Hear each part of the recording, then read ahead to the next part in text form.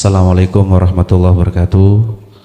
Saya Abu Zainuddin dari Sidokepung, Gus, Sidoarjo.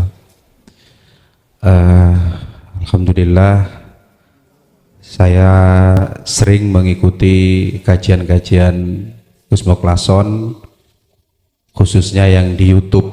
Gus mohon keikhlasannya untuk bisa terus mengikuti kajian panjenengan. Untuk yang live ini ya baru beberapa kali ke sini dan belum sempat sowan ke pondok. Insya Allah mudah-mudahan Allah mentakdirkan dekat bisa sowan ke sana. Gini Gus, di beberapa kajian mungkin ini ya temanya lebih umum ya Gus, karena ini bicara tauhid. Itu Allah itu memiliki sifat jaiz. Karena sifat jaiz Allah itulah ya terserah Allah. Ini pemahaman saya, mudah-mudahan kalau salah atau kurang benar mohon diluruskan Gus. Karena bersifat jaiz maka terserah Allah. Kalau memang Allah menghendaki, siapa yang Allah akan jadikan kekasihnya. Jadi seringkali mungkin tidak terlihat, dia mungkin bukan ahli ilmu, tahu-tahu Allah menghendaki jadi kekasih, ya bisa saja jadi kekasih. Mungkin itu yang pertama. Tapi di kesempatan yang lain Gus juga menjelaskan jalan yang sifatnya apa istilahnya Gus, teknis atau aturan main. Maka kemudian dikenalkan konsep sirul asror niku. Nah, terkait sirul asror niku katanya mohon maaf ada yang menyampaikan begini, karena saya juga mendengarkan kajian tauhid dari beberapa sumber ya juga di YouTube, itu menyampaikan jika engkau mencari Allah yang kamu temukan dirimu, tapi ketika engkau mencari dirimu, mengenal dirimu, maka niscaya engkau akan ketemu dengan Allah itu, dengan Tuhanmu niku. Nah, terkait dengan yang pakai sistem Gus, saya terlalu percaya diri kalau mendapatkan hadiah sifat jaiz Allah dipilih jadi kekasih. Ya pakai cara, yang pakai sirul asror. Bagaimana katanya begini, kalau seseorang itu sudah betul-betul memfanakan dirinya, kemudian menghilangkan sifat keakuannya, egonya, pada saat itulah dia akan mengenal Tuhannya, sehingga di setiap perlakuan, perkataan, perbuatan dan semuanya itu sesungguhnya hakikatnya adalah perbuatan Allah atau perkataan Allah. Nah, untuk bisa mencapai itu, apakah itu artinya kita harus mengistiqomahkan jalan yang dimaksud sirul asror itu? Apakah sewaktu-waktu nanti kita kembali lagi ke sifat dasar kita sebagai manusia kita? Mohon dijelaskan matur nuwun Gus. Mungkin itu dari kami. Assalamualaikum warahmatullahi wabarakatuh. Waalaikumsalam warahmatullahi wabarakatuh.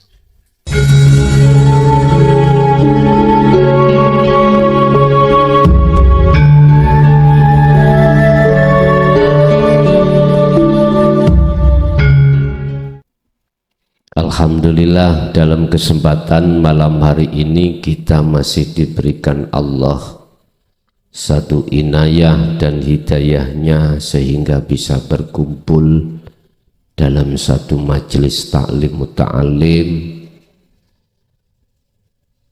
yang pada malam hari ini kita akan membahas tentang masalah antara alam dunia dan alam akhirat. Jauhnya sampai berapa mil, berapa kilo sih antara alam dunia dan alam akhirat? Kanjeng Nabi waktu di Isra Mi'rajkan itu hanya butuh waktu 1 malam. Dekat Pak Bu nggih? Dekat. Bahkan ini bisa ditempuh hanya 1 kedep meripat. kedep meripat.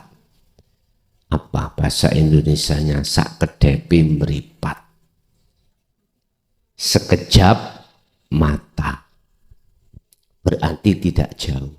Nih, bagi siapa gak jauh. Hal ini bisa dilihat di dalam surah Ghafir surat yang ke-40 ayat 38-39. Bapak Ibu hadirin, apapun alasannya kita, selama jasad ini masih ditaruh Allah di dalam dunia, mesti masih membutuhkan kebutuhan dunia.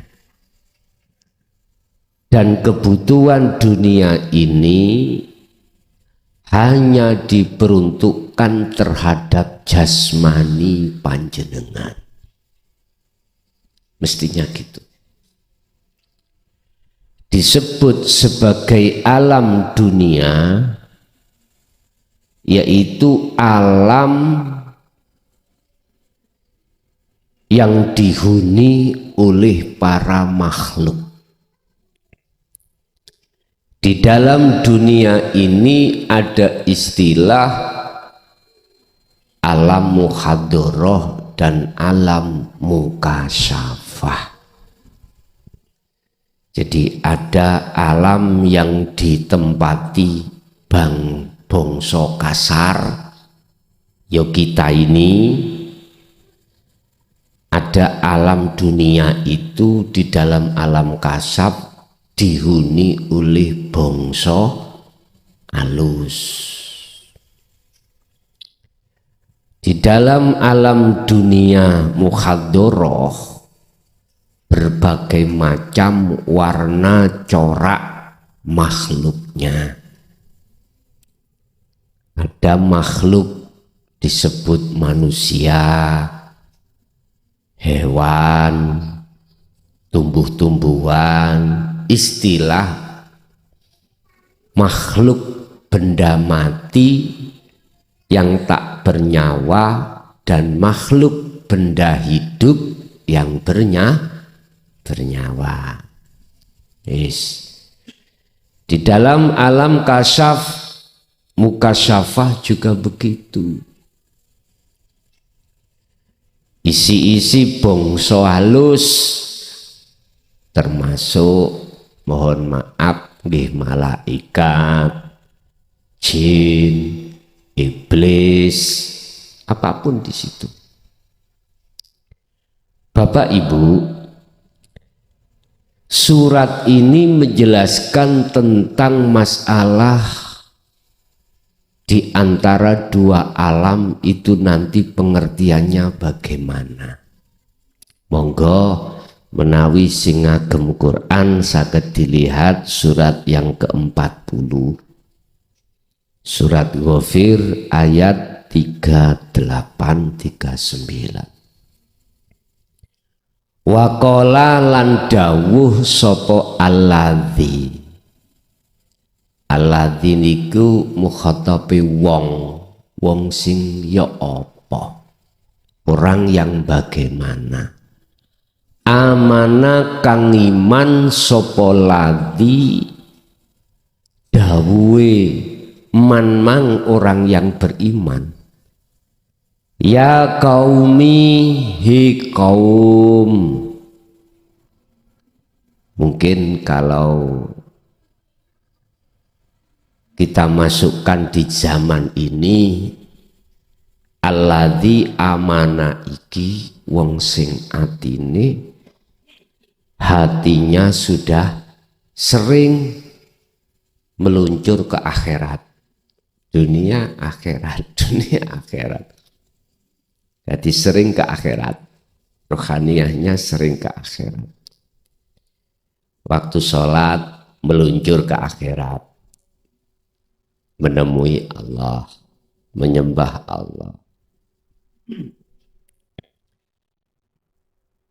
Boleh dikatakan alladzi amana iki orang yang beriman, imannya itu sudah ihsan, yaitu alladzina yadhkurunallaha qiyaman wa qu'udan wa ala junubihim. Itulah tabi'ina sholihin sebagai penerus para utusan Allah kalau zaman sekarang. Ya qaumi, he kaumku, ittabi'uni, melu sira ing ingsun, ikuti aku. Niki golongan-golongan yang sudah ihsan. Kaum itu dipanggil oleh beliau, jikalau kau mau ikut padaku ahdikum, mongko tak kasih tahu kum ing sira kabeh sabila rosyad, ya kuwi jalan kebenaran. Tak duduhno dalan nuju akhirat. Iku maksudnya sabila rosyad adalah jalan menuju akhirat, jalan yang benar, jalan nuju nang Allah. Apabila kaum iku mau mengikuti beliaunya. Ternyata alladzina amanu iku siapa? Itulah para utusan Allah. Kalau sekarang tabi'ina sholihin. Yang dimaksud dengan ayat mengikuti itu secara ruhaniyah.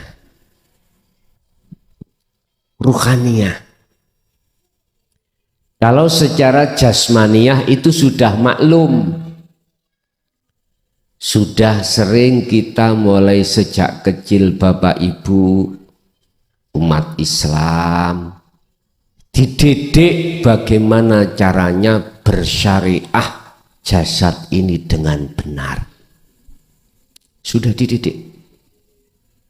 Mana yang ditetapkan di dalamnya itu larangan, tinggalkan, dan mana yang ditetapkan dalam hukum syariah, mana yang diperintahkan dalam hukum syariah itu jalankan. Jelas, ini saya tidak membahas terkait ini karena jenengan piyambak panjenengan sendiri mulai sejak kecil sing Islam dididik syariat Islami, sing Hindu, Buddha, Nasrani dididik terkait jasmaniye di dalam agama Anda. Aku yakin semua positif. Pendidikan secara jasmani, pendidikannya itu positif.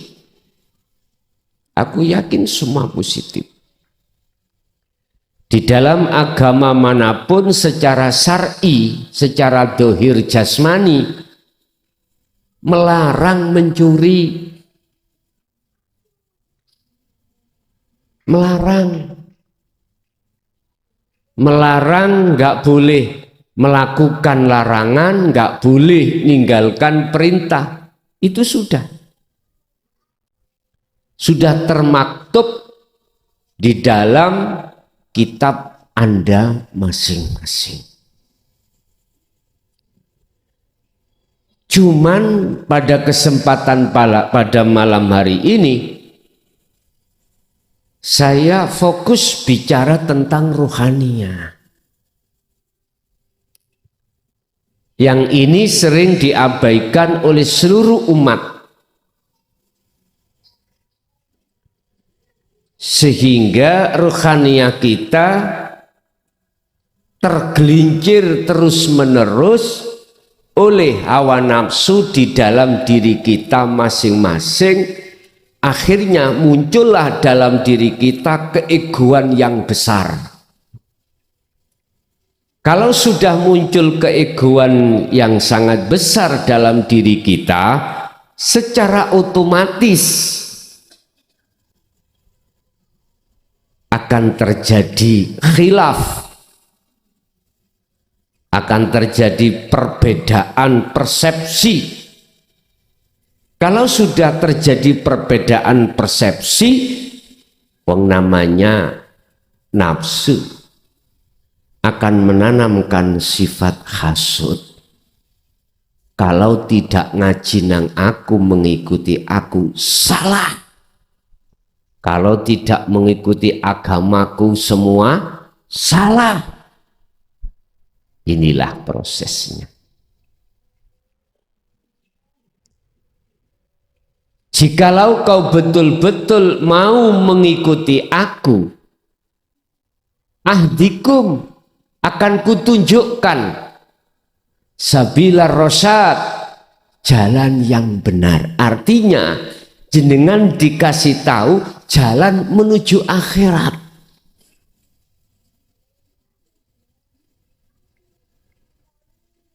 Siapapun panjenengan manakala sudah tahu jalan ke akhirat untuk bertemu Allah, mesti jenengan intak-intik ke sana. Apa intak-intik itu, Pak? Bahasa Indonesia intak-intik. Bolak-balik jenengan itu ke sana. Enggak ada bosen-bosennya, Pak. Waktu sholat mesti ke sana, waktu minum, waktu zikir, waktu istighosah, waktu tahlil, waktu yasinan, waktu apapun aktivitas yang terjadi pada diri Anda, Allah pasti menanamkan dirimu untuk kepencut ke sana. Apa? Untuk kepencut. Apa, Pak? Ada rindu tertarik untuk ke sana. Tapi biasanya nek wis ke sana aras-arasen mudun maneh. Karena sudah bisa membedakan bagaimana hayatat dunia dengan hayatal akhirah. Anda akan tahu bagaimana perbedaan antara hidup kesenangan di dunia dengan hidup kesenangan di akhir. Nabi Ilyas sampai detik iki gak gelem medun. Politik Nabi Ilyas itu sejarah kan gini.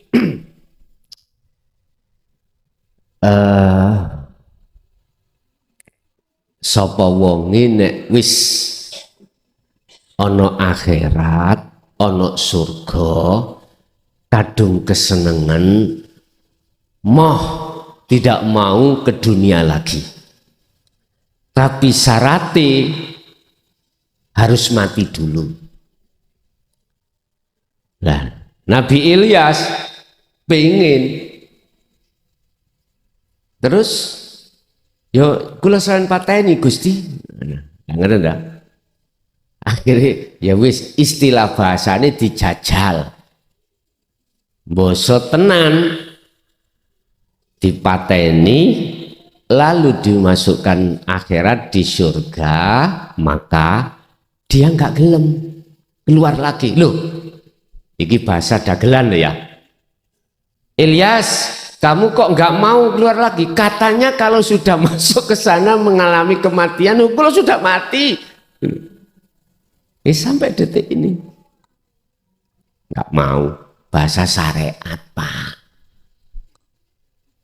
Bahasa hakikati sing sapa wonge, barang siapa yang sudah kematian keakuan dirinya betul-betul Allah tidak ada alasan untuk tidak membuka pintu akhirat. Pasti dibuka. Akhirnya masuk, Anda sebetulnya tidak akan pernah ingin kembali ke dunia. Akhirnya lewat hukum keseimbangan, bener jasadmu ning dunya, ning ruhaniyahmu tiap saat dan waktu di akhirat. Yes. Bapak Ibu, orang yang mau mengikuti alladzi amana iki tidak sembarang orang, Pak. Yang mau mengikuti alladzi amana niki lho, enggak sembarang orang. Kaum yang mau mengikuti terhadap yang beriman, imannya yang sudah ihsan, itu minoritas, Pak. Sedikit sekali. Sedikit. Mengapa demikian? Karena wa aktsaruhum, kebanyakan mereka itu kadung kesenengan hayatat dunia. Wis titik. Kadung kesenengan menikmati kenikmatan yang bersifatkan duniawiyah. Dia tidak sadar kalau kesenangan dunia yang dihadapkan pada kita itu penuh dengan fata morgana, penuh dengan polesan-polesan hawa nafsu, sehingga kita supaya menganggap bahwasanya ini kekal. Padahal Allah sudah mengingatkan, berhubung keadaan ruhaniyah kita, hati kita sebagai manusia sudah terjerumus di dalam jalannya nafsu, Allah menurunkan satu wahyunya, wamal hayatad dunya illa mataul ghurur. Pernyataan Allah ini, wamal hayatad dunya lan ora ono utawi kesenangan kehidupan yang bersifatkan duniawiyah iku illa mataul ghurur, kejaba mung sifate nipu atau bujuk. Tapi nafsu memoles piye amriye supaya hati kita tidak menganggap ini fata morgana, tidak menganggap ini tertipu. Winter, Pak. Akhirnya nyatanya terjadi.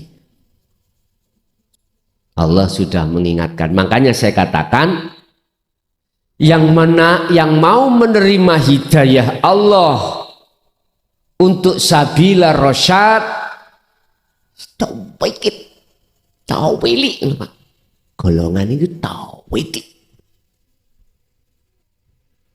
Kalau kita bicara tanda-tanda yang masuk golongan kaum kecil adalah panjenengan ruhaniyah, maksudnya ruhaniyah jenengan ini yang yastami'unal qaul, mengikuti kanjeng Nabi. Wayat tabi, dan jenengan ini setelah mendengarkan dan hati sampai ada respon, wayat tabi, menjalankan apa sesuai dengan petunjuk di dalam ilmu yang kita terima ini. Sabila rasyad, inilah khusus jalan untuk ke akhirat.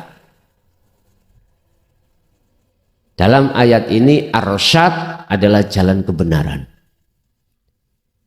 Jalan kebenaran ini jalan yang dilalui oleh ruhaniyah, bukan jasmaniyah. Ruhaniyah. Nah, kalau kita bicara jasmaniyah, sabila rasyad, umpama orang Islam mengikuti patuh di dalam hukum syariat. Mana perintah dijalankan, mana larangan ditinggalkan. Ini sabila rasyad secara syariah.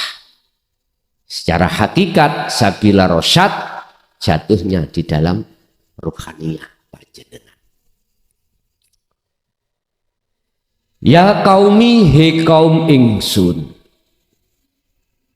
innama hadihi hayatud dunya, sak temene utawi iki kehidupan dunia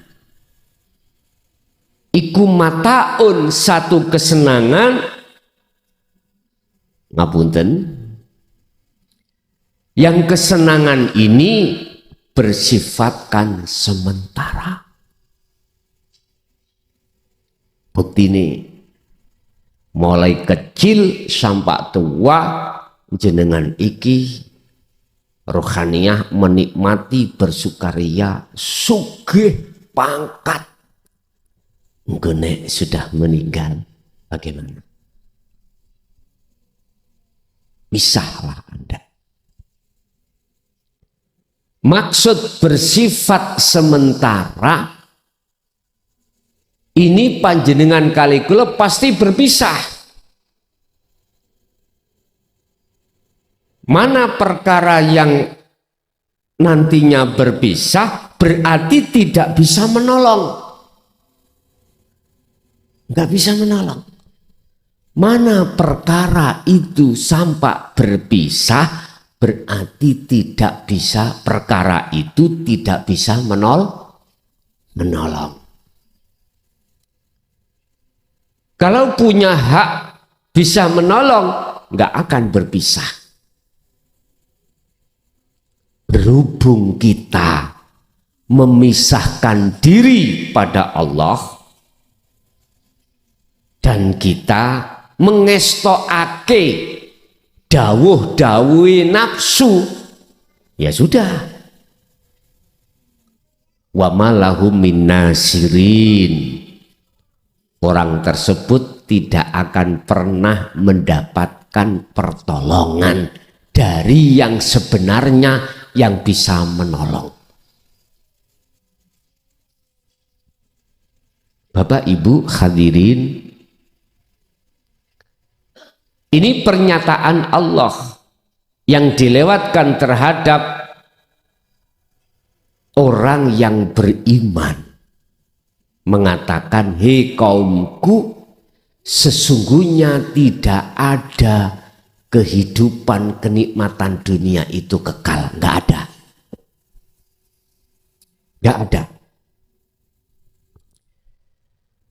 Tetapi wa innal akhirah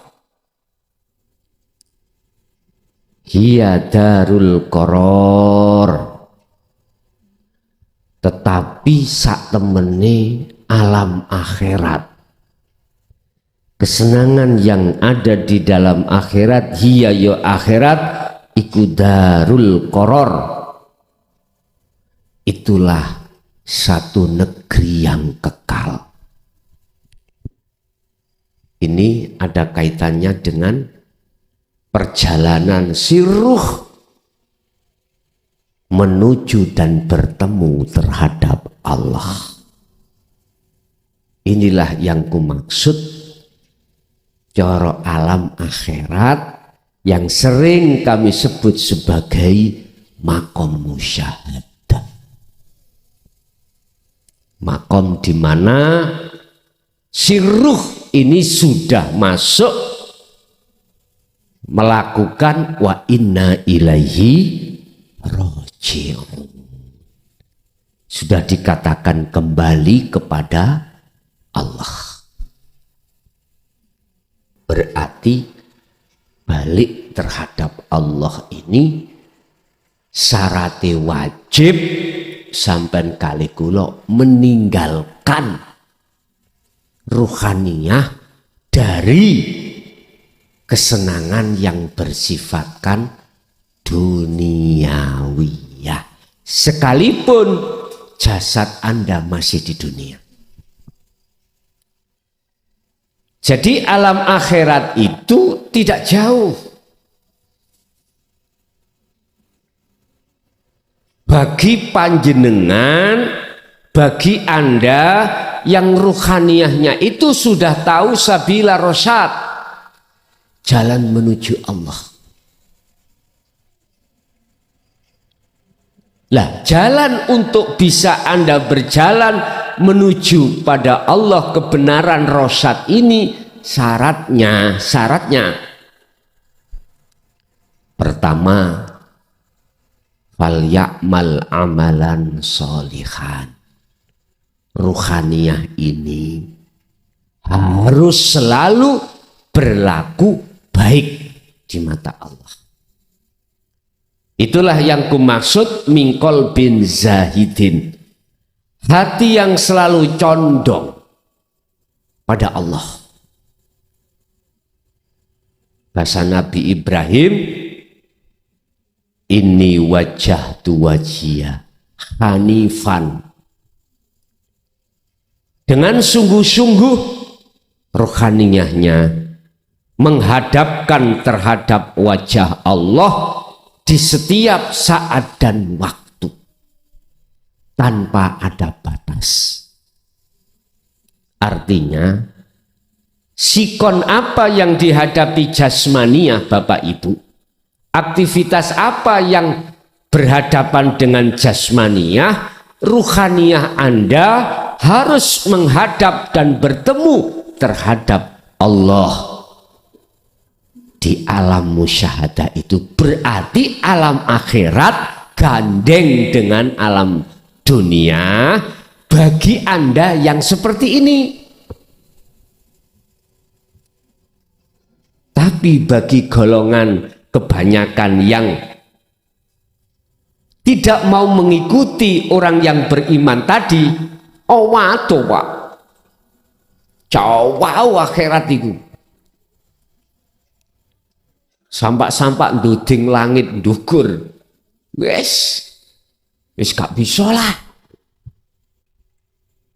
Besok kalau dunia ini sudah dilebas oleh Allah, yang disebut yaumil qiyamah, baru di situ nanti berapa tahun akan menghadapi kondisi alam akhirat, yaitu alam di mana seluruh umat manusia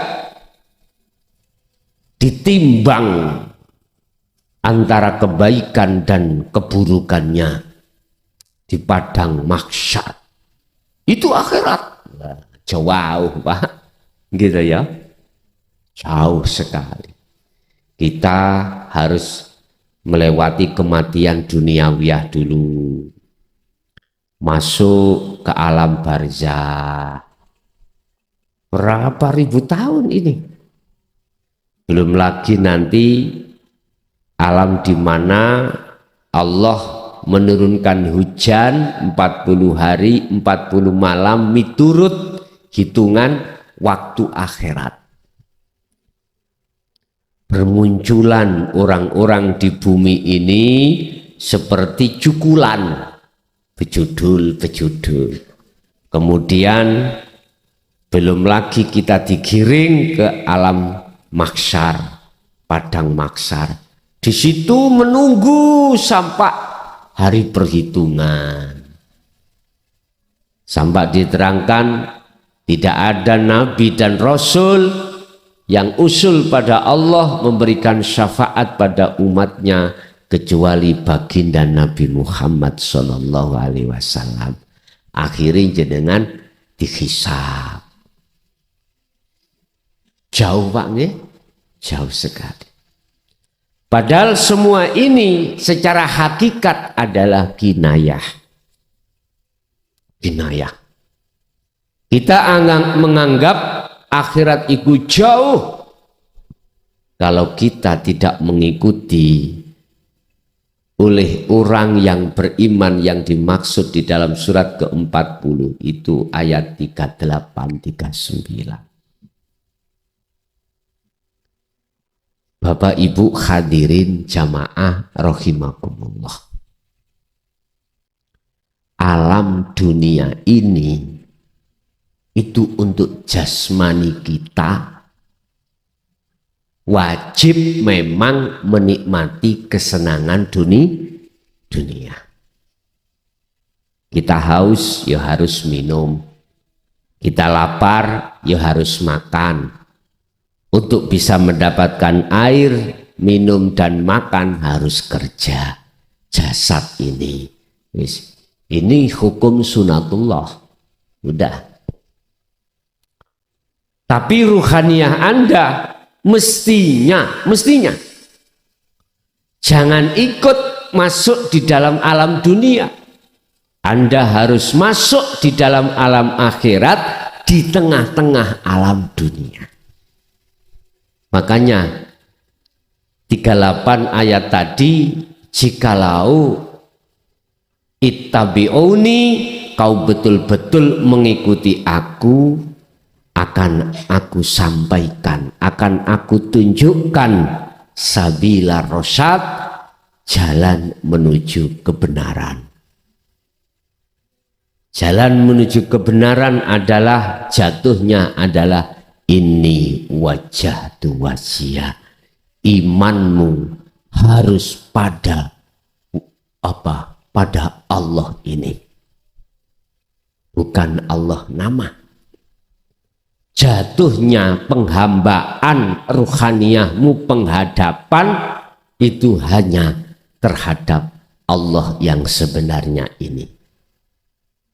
Tidak boleh terhadap sifatnya, tidak boleh pada namanya, tidak boleh pada zatnya. Harus pada wujudnya ini.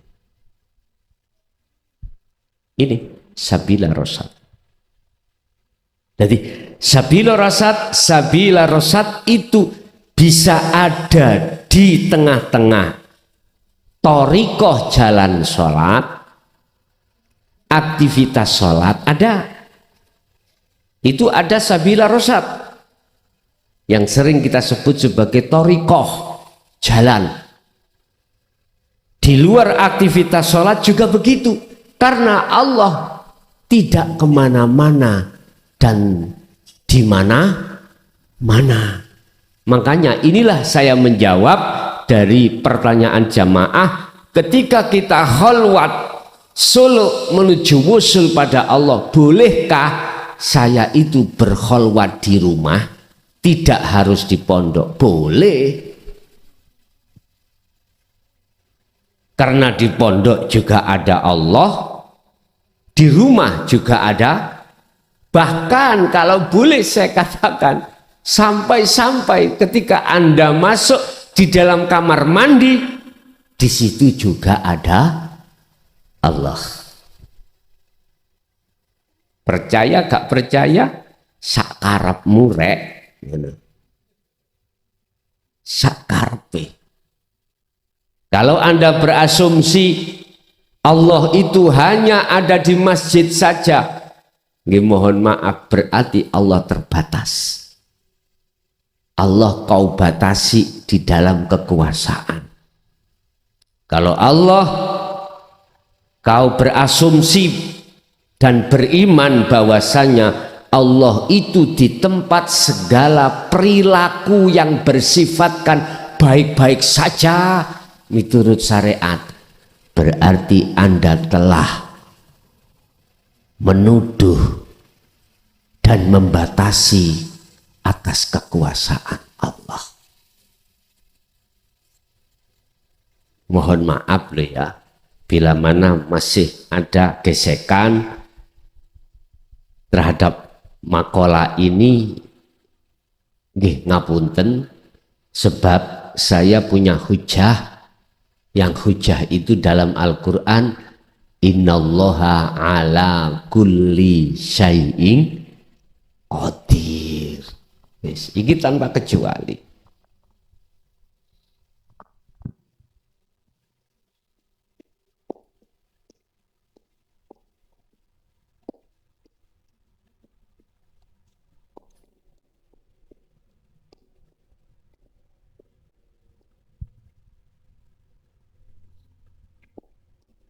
Sesungguhnya Allah itu menguasai atas segala hal apapun.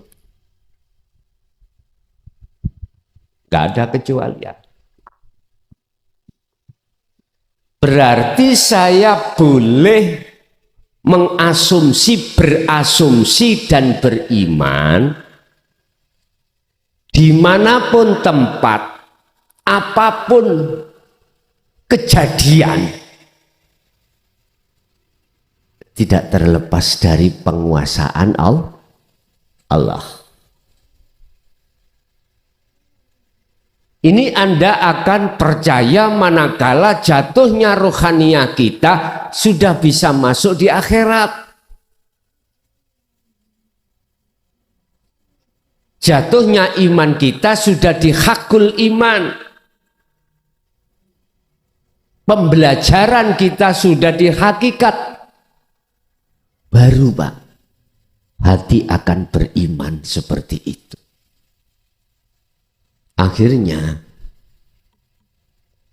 dalam hati sampean iku meyakini apakah perbuatan secara syariah yang kita anggap taat ataupun maksiat itu tidak terlepas dari penguasaan Allah. Khairihi wa syarrihi minallah.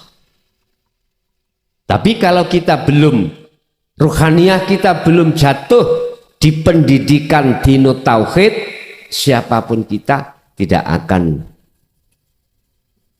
punya iman kalau dijelek itu dari Allah, tidak.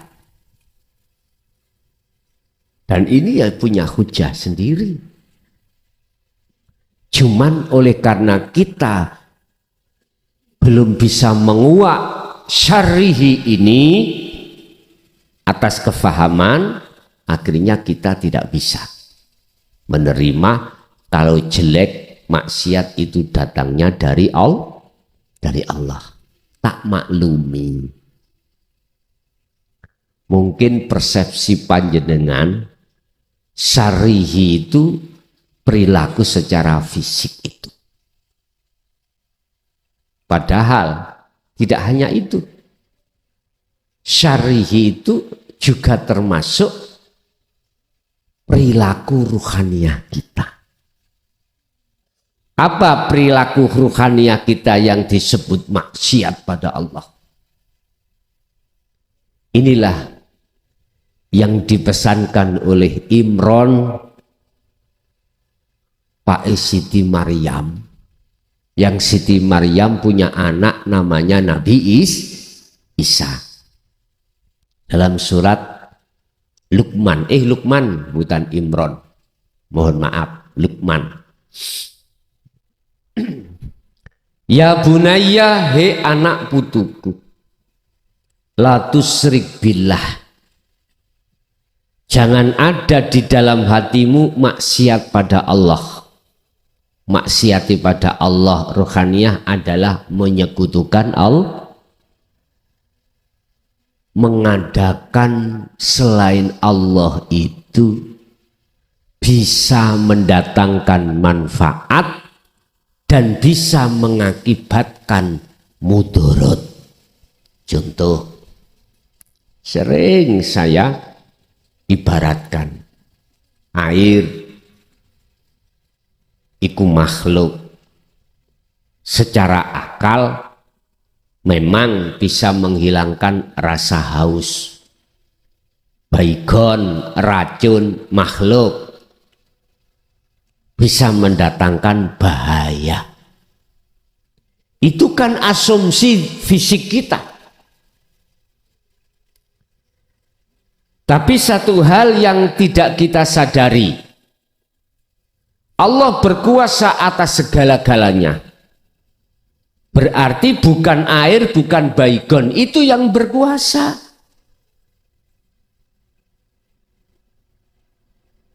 Tapi di dalam dan di luar baygon air itulah adanya Allah yang berkuasa, yang kita tidak menyadari. Lah dengan adanya keterangan ini jenengan pun berasumsi mulih tuku baygon.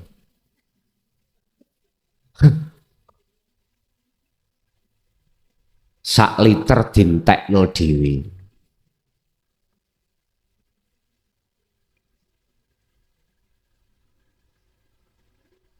Ya, aku gak murui hal tersebut. Nek jenengan praktek nih, monggo.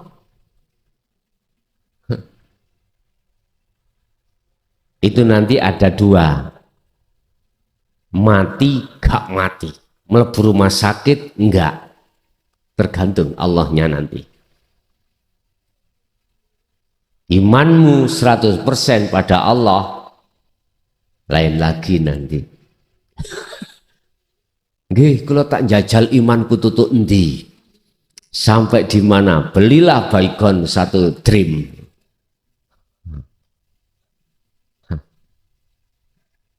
Innahu bikulli syai'im muhit. Sesungguhnya Allah itu meliputi atas segala hal apapun. Udah, Bapak Ibu. Berarti di tengah-tengah makhluk ini ada makhluk yang dikasih Allah izin, atas dasar izin dari Allah untuk memunculkan seakan-akan bisa memberikan manfaat dan mudarat. Contoh air. Sebetulnya bukan air ini yang bisa mendatangkan manfaat dengan bentuk menghilangkan rasa haus, bukan. Tapi makhluk ini Allah mengizinkan sebagai tajali Allah menyang makhluk iki, seakan-akan makhluk itu bisa memberikan manfaat.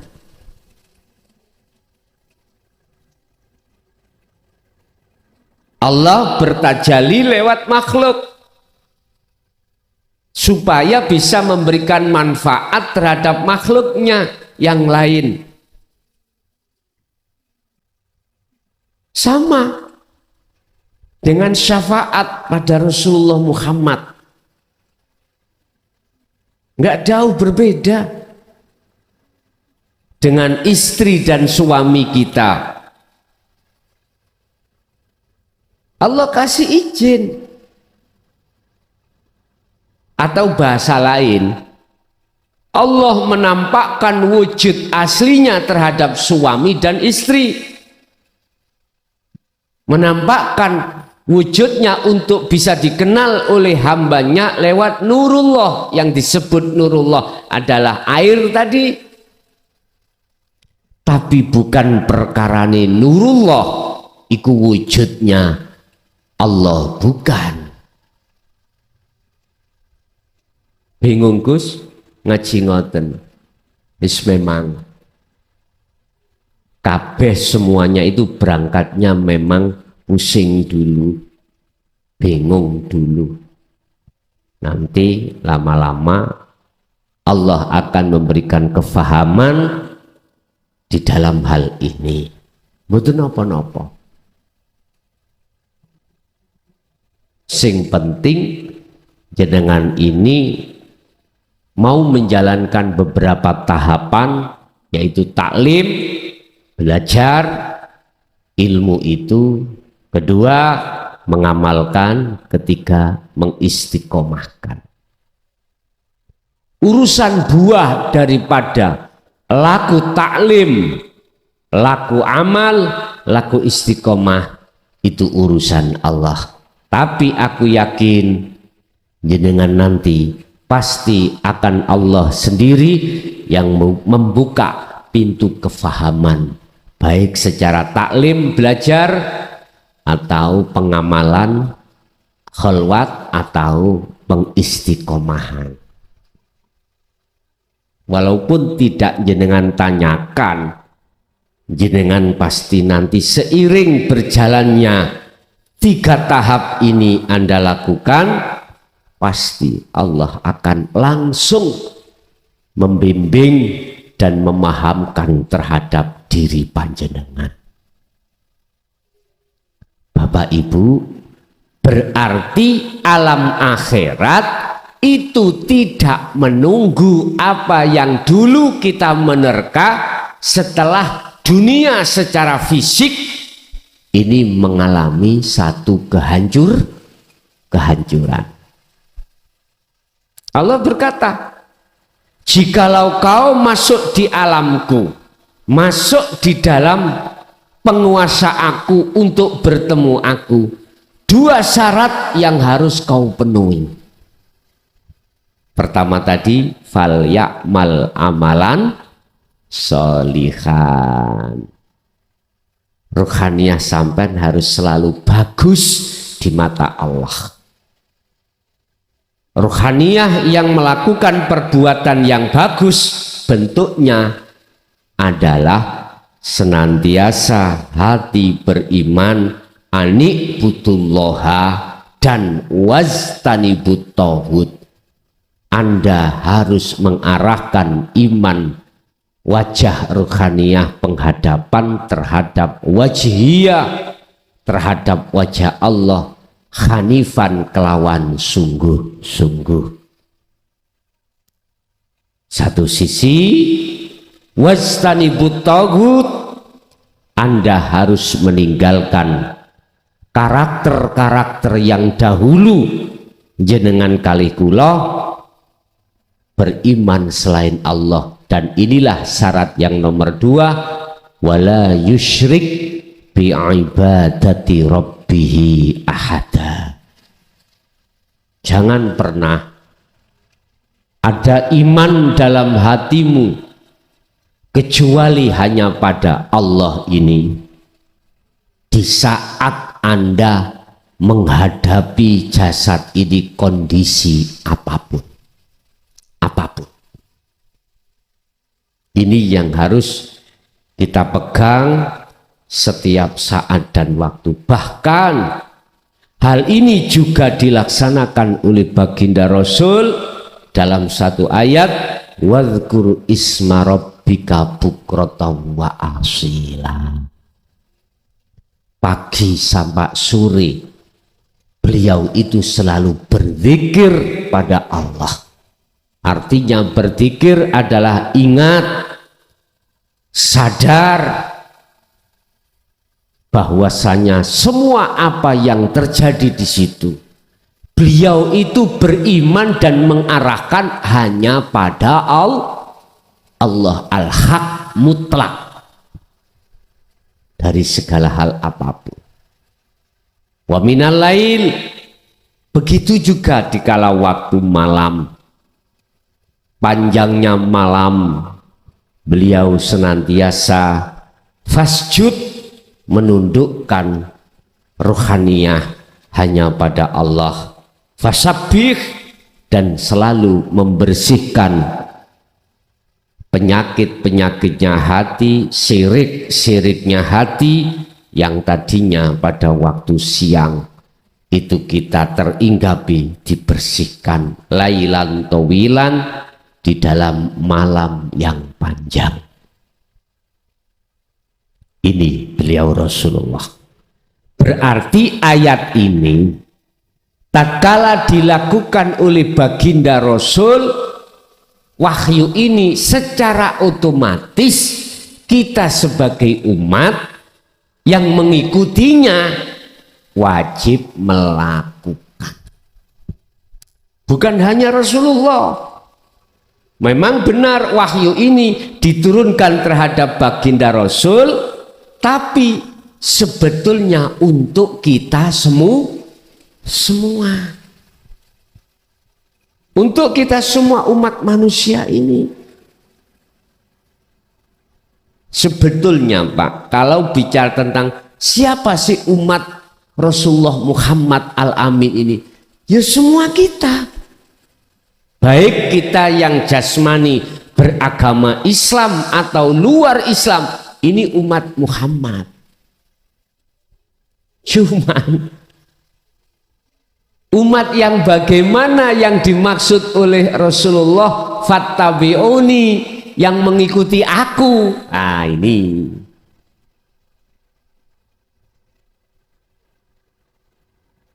ternyata jawabannya adalah di surah Ali Imran ayat 31. Yuhibbukumullah, merekalah yang ruhaniyahnya itu sebagai kekasih Allah, yang disebut tabi'ina sholihin. Secara fisik syariat bisa tabi'ina sholihin dari dzurriyyah, bisa dari sayyid, sahabat, atau orang dekat beliau.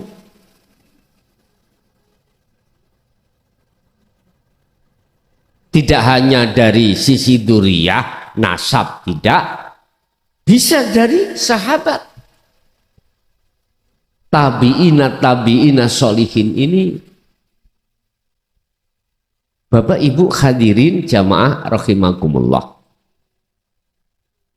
Anda yang tidak masuk di dalam dzurriyyah, jangan berkecil hati. Sebab Allah tidak melihat nasab, Allah tidak melihat keturunan. Allah menghendaki hambanya itu hamba yang dikehendaki. Terkait masalah kekasih Allah ini, nggak ada satu ayat pun di dalam Al-Quran terkait kekasih Allah itu berbicara tentang nasab, tentang orang dekat, enggak. Cuman bahasanya adalah mayyasha, hamba yang dikehendaki. Nurun ala nurin yahdillahu linurihi mayyasha.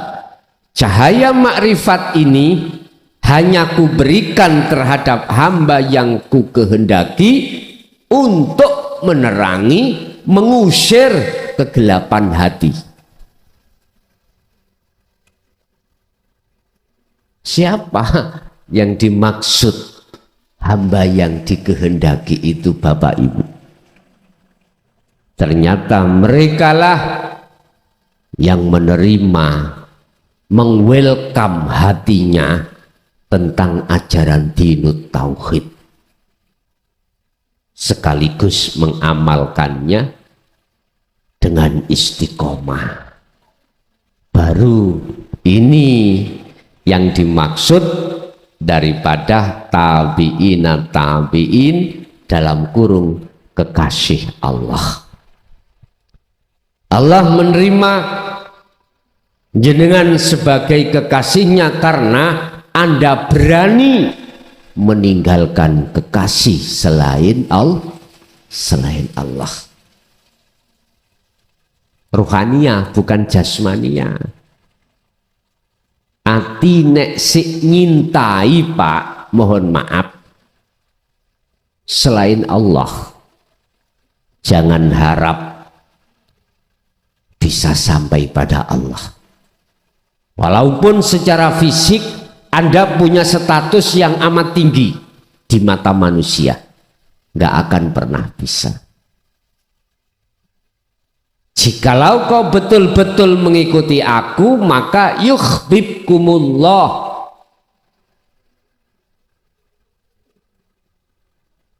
Kamu akan dijadikan Allah sebagai kekasihnya. Lah, kamu itu adalah ruhaniyah, Pak, bukan jasmaniyah. Sebab yang meninggalkan cintanya hati terhadap Allah, terhadap selain Allah maksud saya, itu adalah ruhaniyah. Kalau jasmaniyah kita tinggalkan kekasih Allah mudah saja, Pak. Meninggalkan selain Allah mudah saja. Mati sudah, otomatis pisah, otomatis. Tapi ruhaniyah yang dimaksud ayat itu, yuhbib maka Allah nerimo cintamu.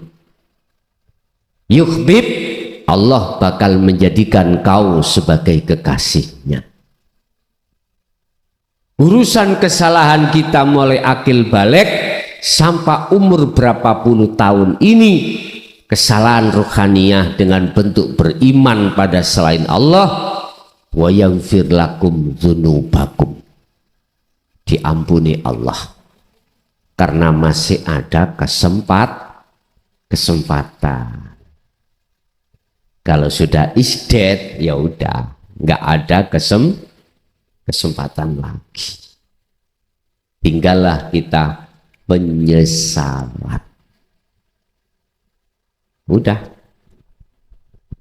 tinggal kita mau pilih yang mana. Pilih kesenangan kehidupan dunia ataukah pilih kesenangan kehidupan akhirat. Allah sudah mengatakan dalam satu ayat seperti apa yang dikatakan Rasulullah dialami fit dunya hasanah wa fil akhirati hasanah. Tapi saya tidak menyalahkan jenengan manakala hanya memilih fit dunya hasanah saja, monggo. Saya juga tidak menyalahkan terhadap Anda yang mengambil keputusan hanya memilih kesenangan akhirat saja, monggo, terserah jenengan. Yang jelas kedua-duanya sudah Allah berikan terhadap kita. Kata Rasul, man arada dunya fa'alaihi bi ilmin wa man aradal akhirah fa'alaihi bi ilmin wa man aradahuma ya fa'alaihima bi ilmin. Barang siapa hanya menginginkan kesuksesan dunia, silakan, itu juga pakai ilmu. Akhirat juga silakan, itu juga pakai ilmu. Pilih keduanya, silakan, monggo, terserah. Sehingga muncullah sistem ajaran baginda Rasul fit dunya hasanah wa fil akhirati hasanah yang disebut sistem wasilu. Sistem di mana secara fisik kita masih menjaga hukum syariah, secara hakikat, secara rohaniyah kita menjaga hukum hakikat.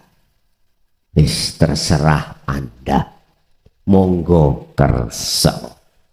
Bapak Ibu, jadi kesimpulan ayat ini adalah dunia itu bersifatkan nikmatnya kesenangan kehidupan hanya sementara, sehingga Allah katakan al-ghurur, jikalau kau kesengsem dengan itu, sesungguhnya ketahuilah itu menipumu. Artinya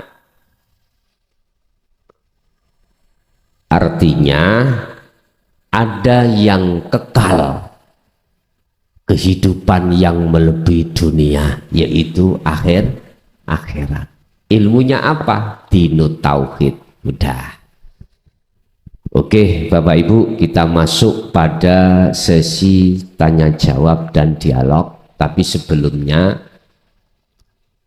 perlu kami sampaikan, olehnya kita pindah jadwal waktu karena kondisional. Biar kami misalkan ngaji ke daerah yang jauh, katakanlah Jawa Tengah, itu mesisan jadi satu. Jadi satu, Khamis, Jumat, biar kami tidak keliwar-keliwar. Khamis misalkan nang Jawa Tengah, kemudian Jumat Jawa Timur, terus Senin ke Jawa Tengah. Jadi cegak terlalu legrek ya, mohon maaf yang Jawa Tengah atau yang jauh Banyuwangi itu saya gandengkan sekitar sana. Jember Banyuwangi satu perjalanan, Nah, eling-eling. Nggih, mohon maaf, saya juga ada pertimbangan syariat jasmani iki wis suwek Pak ya. Wis tuwek ya ta. Jadi nggak bisa disamakan dengan umur 25, 30. Mantap loh. Jadi biar sama-sama jalan. Mohon maaf ya. Jadi tadinya Kamis kedua ya dah. Saya alihkan ke Senin kedua ya. Senin kedua di di Krian Perum ini Senin kedua. Semata-mata biar enggak ingin Pak. Jadi saya enggak berat, jenengan juga tidak keberatan. Oke. Kita masuk sesi tanya jawab. Monggo barangkali ada yang perlu ditanyakan, kami persilahkan. Assalamualaikum warahmatullahi wabarakatuh. Bapak Kiai Mukhlason yang saya hormati, nama saya Ali Bapak. Ye. Saya mau bertanya, kehidupan dunia yang sifatnya sementara ini, bagaimana kehidupan dunia ini bisa dilanjutkan sampai ke akhirat? Sampai di akhirat. Dilanjutkan sampai akhir hayat. Betul. Sampun. Dunia akhirat. Ya, sampai terbawa sampai ke akhirat, Pak. Oh iya. Sampun, matur suwun. Ad-dunya mazra'atul akhirah. Ini nanti akan bisa. Ingat, kehidupan apa yang ada di dunia itu laksana tanduran. Apa tanduran? Tanaman. Maklum ya, SD enggak pernah aku. Mazra'atul akhirah, sebetulnya apa perilaku kehidupan dunia itu laksana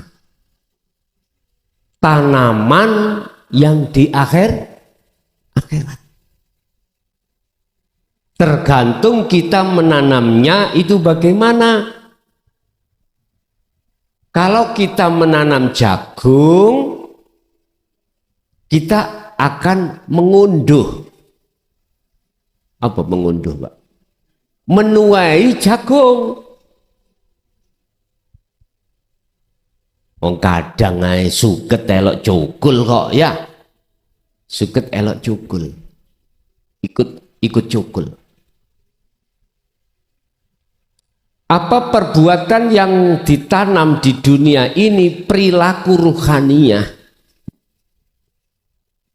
itu sebetulnya adalah perilaku besok kita seperti itu. Tinggal pertanyaannya, kita menanam perilaku di dunia itu bagaimana? Memang Pak, ini mata rantai sebetulnya itu. Lah, bagi mereka yang hatinya mingkol bin salim, mingkol bin zahidin, menanam tanaman yang baik, sebetulnya dia itu sudah di akhirat. Bahasa dunia buat ruhaniyah dia itu sudah tidak berlaku. Tapi secara jasmani masih berlaku. Bapak Ibu, mana sih tanaman baik dan buruk itu?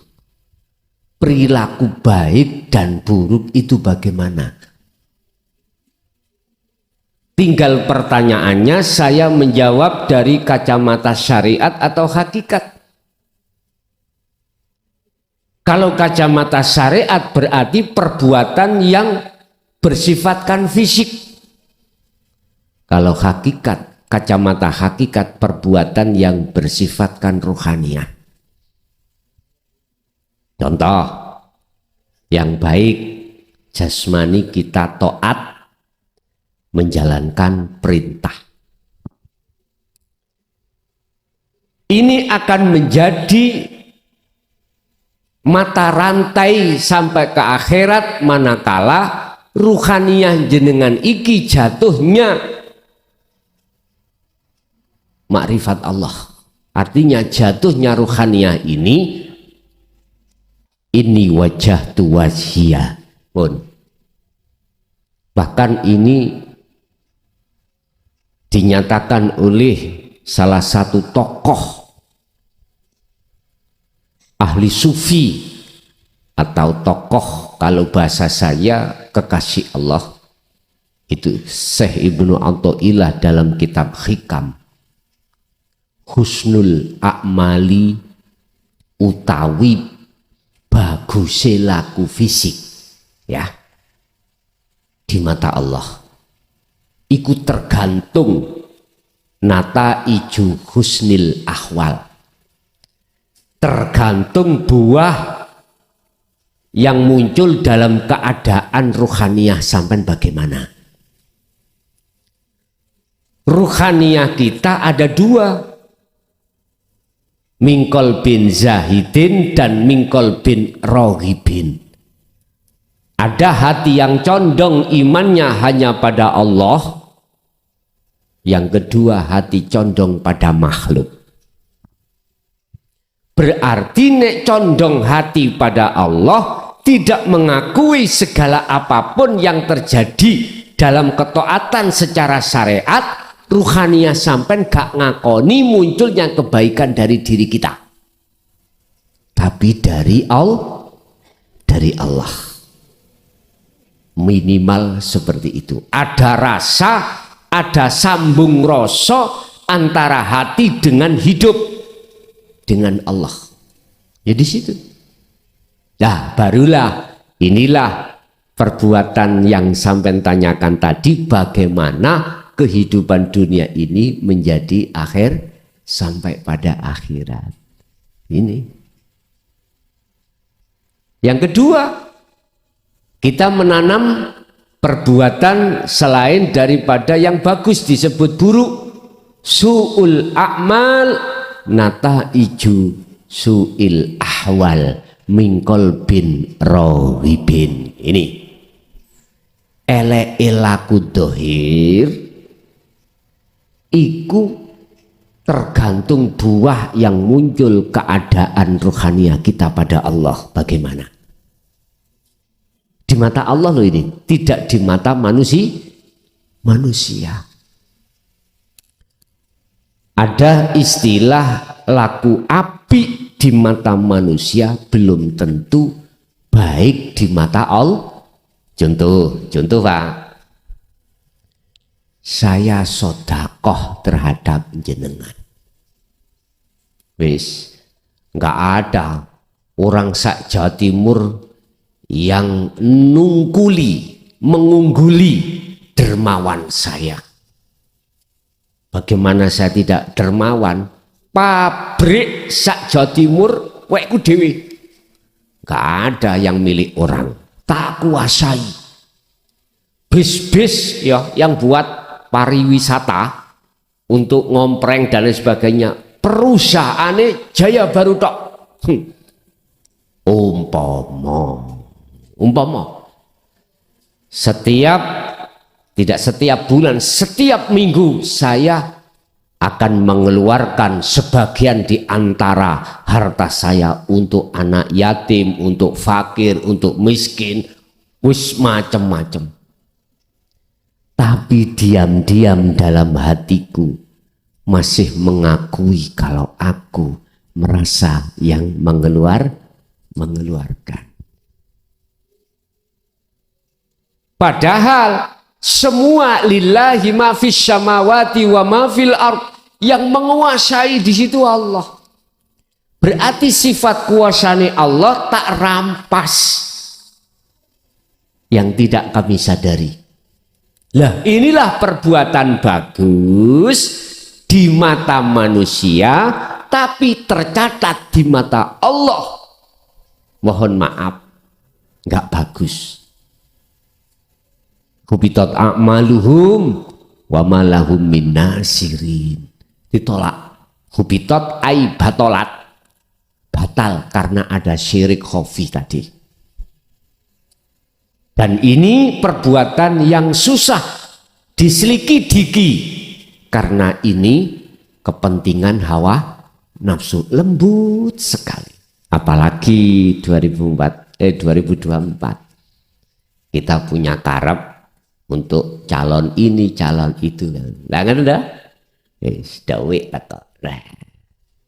Hati-hati, itu uangmu sendiri dulur, bukan uangnya mereka. Bukan. Kok bisa itu uang Anda sendiri sebagai masyarakat? Iya. Kalau si pelakunya hatinya mingkol bin rohibin, mesti hitung-hitungan. Aku keluar 1 miliar, aku jadi modal saya harus lekas kembali. Lewat mana? Wis, aku gak ngomong. Kamu sudah tahu sendiri. Lewat mana kembalinya itu? Gaji ya? Berapa? Gaji kita gak nutut. Macam-macam. Udahlah, saya gak terlalu ke dalam karena bukan ranah saya. Yang jelas Anda sudah tahu sendiri, manakala si calon itu kok bersumber hatinya mingkol bin rohibin, condong terhadap selain Allah, maka semuanya hitung-hitungan. Tapi kalau munculnya condongnya hati mingkol bin rohibin karena Allah, beda lagi. Lo ada lo Pak, waline Allah itu jadi pejabat. Wonten, ada. Waline Allah jadi tukang ngarit, ada. Waline Allah jadi pedagang, ada. Mau macem-macem. Kekasih Allah itu Allah naruh itu seperti itu. Jadi Bapak, bisanya kehidupan dunia itu berlanjut ke akhirat, maka harus jenengan ini ketika saat di dunia ini jenengan harus berlaku menanam tanaman yang baik. Begitu juga mereka yang menanam tanaman yang jelek, dia sendiri nanti akan yang menuai. Berarti berlanjut. Makanya kata Rasul, ad-dunya mazra'atul akhirah. Kehidupan di dunia laksana adalah tanaman akhirat. Ada lagi? Assalamualaikum warahmatullahi wabarakatuh. Saya Abu Zainuddin dari Sidokepung, Gus, Sidoarjo. Alhamdulillah, saya sering mengikuti kajian-kajian Gus Moklason, khususnya yang di YouTube. Gus mohon keikhlasannya untuk bisa terus mengikuti kajian panjenengan. Untuk yang live ini ya baru beberapa kali ke sini dan belum sempat sowan ke pondok. Insya Allah mudah-mudahan Allah mentakdirkan dekat bisa sowan ke sana. Gini Gus, di beberapa kajian mungkin ini ya temanya lebih umum ya Gus, karena ini bicara tauhid. Itu Allah itu memiliki sifat jaiz. Karena sifat jaiz Allah itulah ya terserah Allah. Ini pemahaman saya, mudah-mudahan kalau salah atau kurang benar mohon diluruskan Gus. Karena bersifat jaiz maka terserah Allah. Kalau memang Allah menghendaki, siapa yang Allah akan jadikan kekasihnya. Jadi seringkali mungkin tidak terlihat, dia mungkin bukan ahli ilmu, tahu-tahu Allah menghendaki jadi kekasih, ya bisa saja jadi kekasih. Mungkin itu yang pertama. Tapi di kesempatan yang lain Gus juga menjelaskan jalan yang sifatnya Napa istilahnya Gus, teknis atau aturan main. Maka kemudian dikenalkan konsep sirul asror niku. Nah, terkait sirul asror niku katanya mohon maaf ada yang menyampaikan begini, karena saya juga mendengarkan kajian tauhid dari beberapa sumber ya juga di YouTube itu menyampaikan, jika engkau mencari Allah yang kamu temukan dirimu, tapi ketika engkau mencari dirimu, mengenal dirimu, maka niscaya engkau akan ketemu dengan Allah itu, dengan Tuhanmu niku. Nah, terkait dengan yang pakai sistem Gus, saya terlalu percaya diri kalau mendapatkan hadiah sifat jais Allah dipilih jadi kekasih. Ya pakai yang pakai cara, yang pakai sirul asrar. Bagaimana katanya begini, kalau seseorang itu sudah betul-betul memfanakan dirinya, kemudian menghilangkan sifat keakuannya, egonya, pada saat itulah dia akan mengenal Tuhannya, sehingga di setiap perlakuan, perkataan, perbuatan dan semuanya itu sesungguhnya hakikatnya adalah perbuatan Allah atau perkataan Allah. Nah, untuk bisa mencapai itu, apakah itu artinya kita harus mengistiqomahkan jalan yang dimaksud sirul asror itu? Apakah sewaktu-waktu nanti kita kembali lagi ke sifat dasar kita sebagai manusia? Gitu. Mohon dijelaskan matur nuwun Gus. Mungkin itu dari kami. Assalamualaikum warahmatullahi wabarakatuh. Waalaikumsalam warahmatullahi wabarakatuh.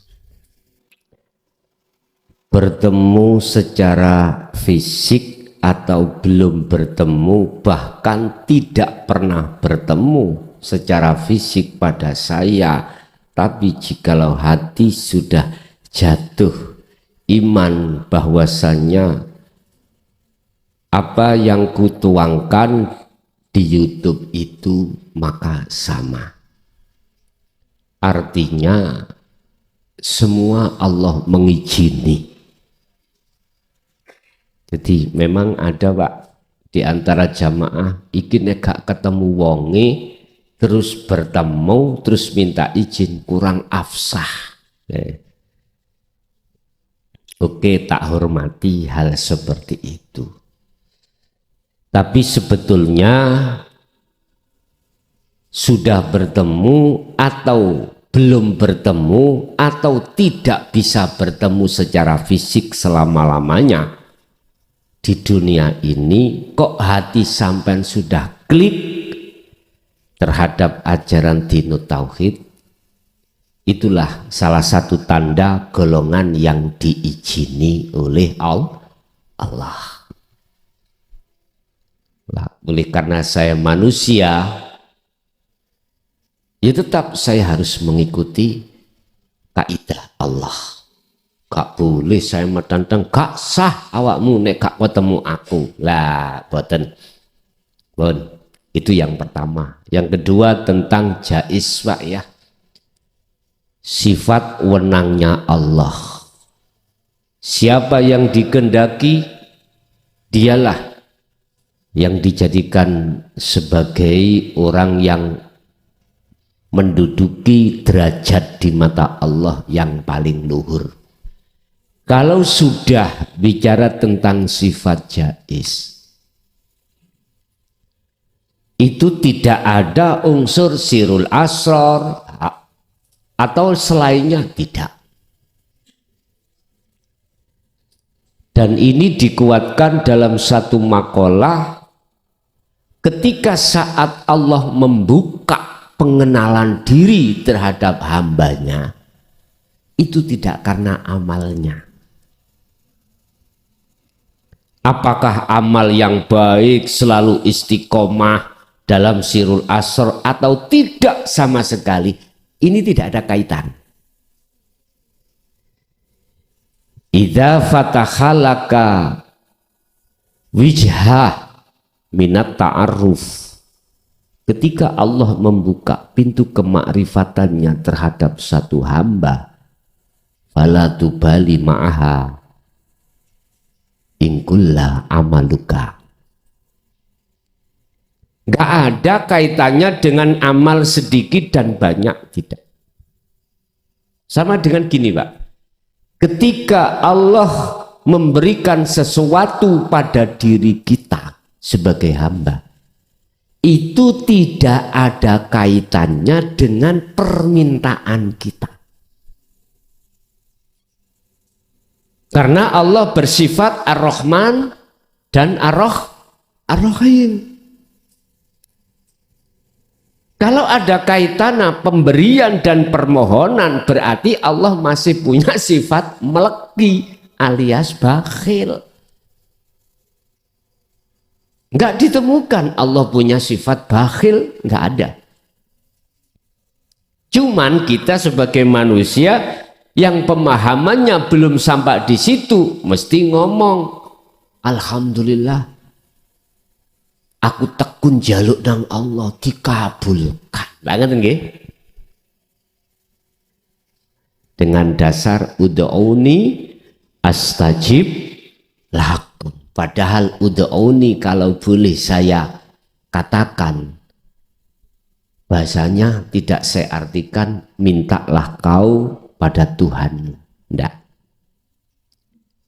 Berangkat dhisik temui Allah. Sebab di situ syarahnya itu menyimpan istifham. Kalimat pertanyaan, jikalau kau betul-betul memintanya terhadapku, maka astajib lakum.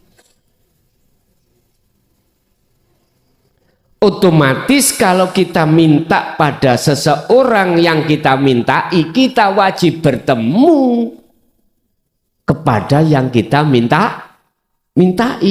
Sehingga saya mensarah ayat ini, ud'uni tak maknani ketemu nang Gusti Allah dulu, baru apa maksud Anda? Ketemu dulu nang tetanggamu, apa maksudmu? Minta kates. Anda jangan ujuk-ujuk langsung cari katesnya sebelum ngomong sama yang punya kates. Kita ngomong yang punya kates, itu harus syaratnya bertemu yang punya pepaya. Padahal Bapak Ibu Allah gak ada. Tinggal mampir tok ngene lah, pose gak gelem sampean. Idza sa'alaka ibadi anni fa inni qaribun. Muhammad, tatkala hambaku bertanya tentang aku, jawablah fa inni qaribun, sesungguhnya saya itu dekat.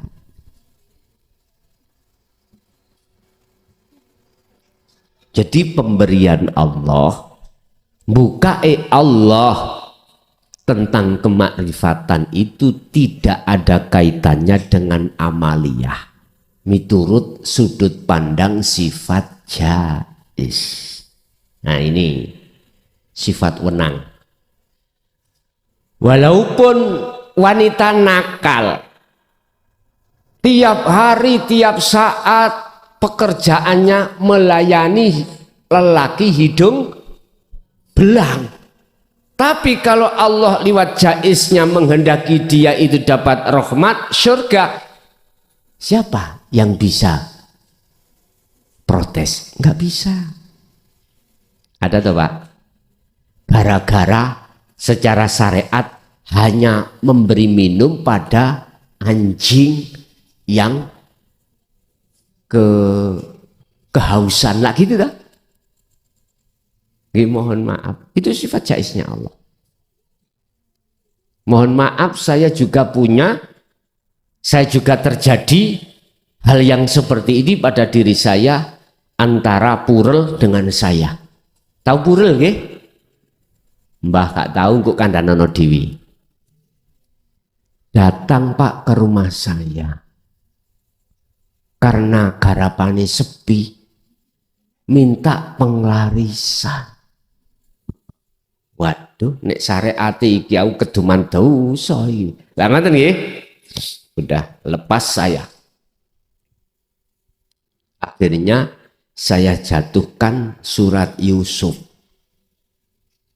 Ayat 11 kalau nggak salah.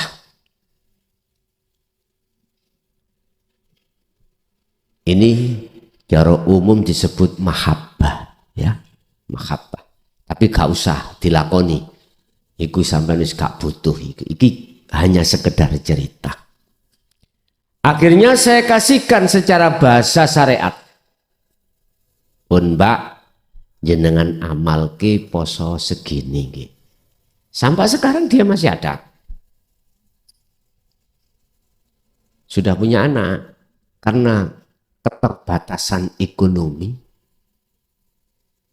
Terus dia jatuh di dunia hitam. Lalu saya kasih, diamalkan, yo dipasani diwiridno Quran Pak iku. Tujuane ngono jan gak pantes nggih. Jelas gak pantes cara syariat gak pantes. Akhirnya setelah itu mohon maaf Gusti Allah itu mengubah hidupnya yang asalnya sepi akhirnya rame sampai rame mengeluh. Tahu mengeluh? Akhirnya bertobat Pak. Sampai sekarang dia fokus di dalam hubungan langsung pada Allah. Nikah gak gelem sekarang. Tidak mau nikah. Sampai sekarang. Sudah punya anak. Umurnya ya masih muda. Gak terlalu tua. Umpam buat sampai umpam wantes. Sering jamaah lagi yang duda ngecat saya untuk ditemukan, untuk dinikahi. Karena satu iman.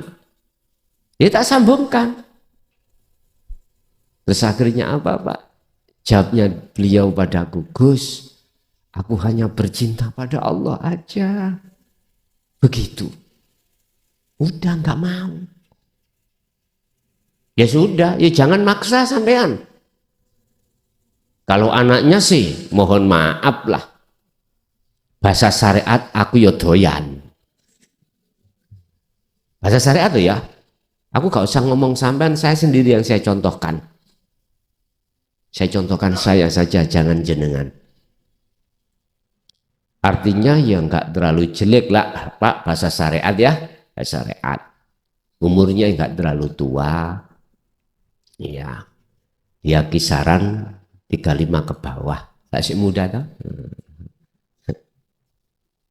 Tapi dia berkomitmen setelah dia mertobat itu sampai akhir hayatnya nggak mau bercinta selain Allah. Ya sudah. Ya jangan maksa jenengan. Sering jamaah yang ngecat saya. Ya udah. Saya kasih tahu. Dia jawabannya gitu ya sudah. Berarti Allah memutus terhadap kesenangan dunia tidak hanya secara rohaniah tapi juga secara fisik. Secara fisik. Walaupun Allah mengatakan bahwasanya kekasihku tak putus barang siapa yang dalam hatinya hambaku itu mau sungguh-sungguh untuk ke aku, berjalan menuju ke aku, maka akan ku semakin ku jauhkan hatinya dari kesenangan dunia. Hatinya maksudnya, bukan jasmani. Siapa yang terus berjalan ke arah ke barat, maka semakin jauh arah timur yang tinggalkan. Ini rumus. Berarti Allah mengkat hatimu dari kesenangan selain Allah. Lah ini kadang juga Allah mengkat sampai jasmania. Kalau jasmania berarti cara ekonomi jenengan acur. Yang asalnya kaya menjadi miskin. Yang asalnya punya jabatan menjadi nggak punya secara fisik. Itu Allah punya kemauan tersendiri Pak untuk ruhaniyah sampean. Sebab jikalau Allah tidak memutuskan sampai urusan fisik, aku yakin ini akan bisa mempengaruhi perjalanan ruhaniyah sampai datang Allah. Makanya ketika saat kita dijatuhkan Allah di dalam fisik itu serba nggak ada, jangan susah Anda, jangan suudon. Gus, saya ini sudah begini ku jalankan, begini ku jalankan, ekonomiku tambah hancur, bojo minggat, anak yo loro-loro, buat ke rumah sakit nggak ada. Memang begitu Gus, kalau sudah masuk dunia hakikat itu kita jadi orang yang melarat secara fisik. Nggak gitu, tergantung Allah. Apa keputusan Allah itu pasti baik untuk perjalanan ruhaniyah jenengan, sekalipun fisik itu kita dalam keadaan acuh. Kita harus punya husnudzon, rencana Allah yang baik buat perjalanan ruhaniyah jenengan. Tapi jikalau jenengan secara jasmaniah ekonomi tambah baik, hitung-hitungan Gusti Allah iku ngene. Oh, kawulaku iki nggak mungkin bisa terpengaruh sekalipun ekonomi iki tak tambah bagus. Nah, hitung-hitungan Allah begitu. Beda Pak hitungannya Allah dengan hitungan kita sebagai manusia. Hitungan kita itu dasar dengan nafsu, otomatis sih. Jadi kalau kita bicara secara sifat jaiznya Allah, maklum, artinya maklum itu tidak ada unsur tendensi apapun. Allah berkehendak orang ini tidak melalui pengajaran manusia makhluk, bisa langsung ajarkan Allah sendiri. Itu urusan Allah, sifat jaiz. Tapi jikalau saya pandang dari sistem keilmuan, lah ini akhirnya muncul satu keputusan, jikalau kau tidak membawa kunci babul musyahadah, kunci lawang kewusulan pada Allah, nggak mungkin kau bisa masuk di dalam kewusulan. Makanya saya selalu ngomong sirul asr itu karena memang kunci miturut sistem dan kaidah. Saya tidak bicara dari sisi sifat jaiznya Allah. Nah, makanya kacamata mana yang harus kami pakai?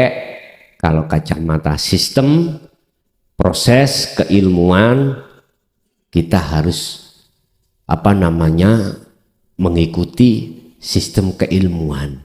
Ilmu dulu dipahami, setelah itu laku, setelah itu istiqomah.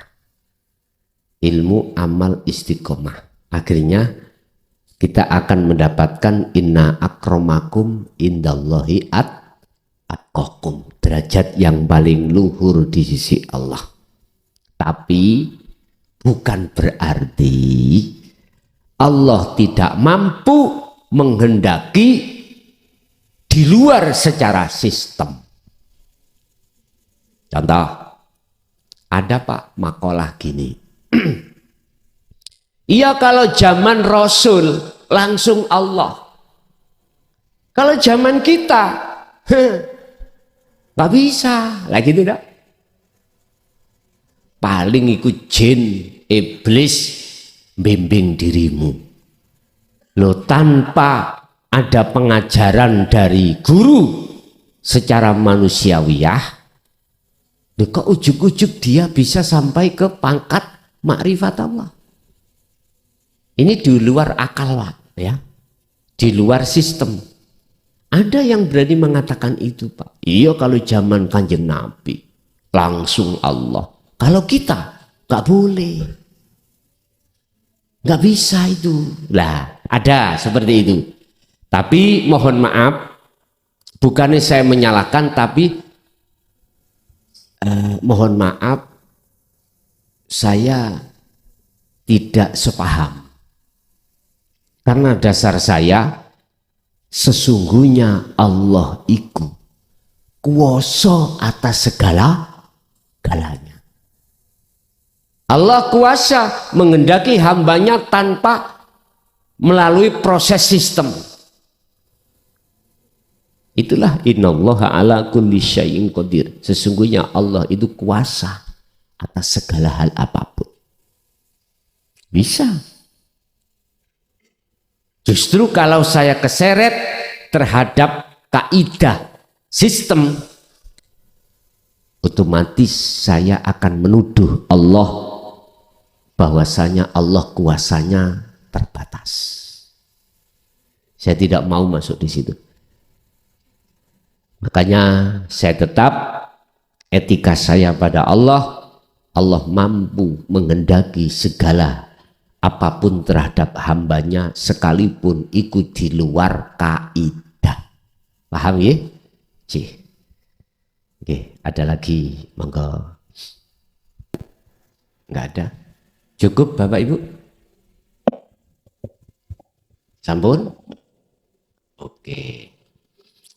Bapak Ibu hadirin jamaah rahimakumullah, sesepuh bini sepuh, itulah apa yang telah kita terima terkait pengajaran Dinut Tauhid yang membahas tentang alam dunia dan alam akhirat. Semoga disertai Allah hidayahnya sehingga menjadi satu buah ilmu yang manfaat, barokah terhadap kita dan keluarga kita ila yaumil qiyamah. Lahumul Fatihah.